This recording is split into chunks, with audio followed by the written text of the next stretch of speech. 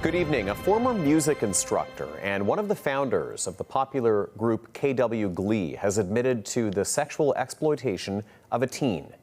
Lehmann pleaded guilty in court and is now awaiting his sentence, which is expected to include time in prison.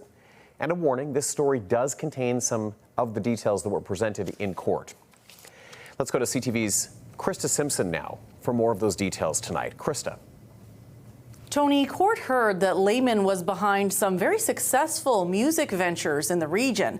The judge receiving letters from people who talked about the confidence he inspired in young people through those programs. Now, he's no longer affiliated with those businesses he founded.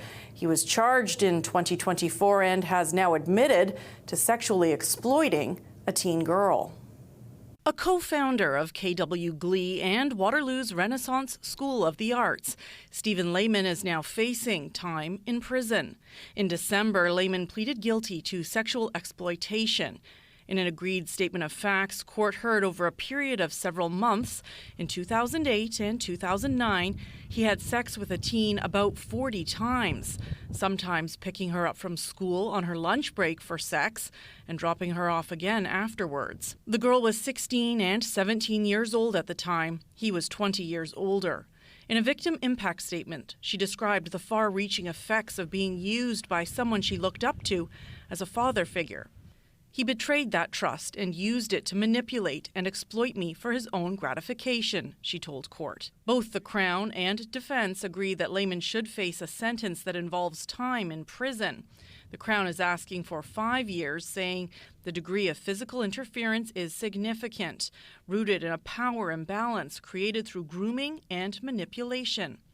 The defense is asking for 2 to 3 years, noting that Lehmann is a first-time offender. They also say he has lost all of the music-based businesses he had built.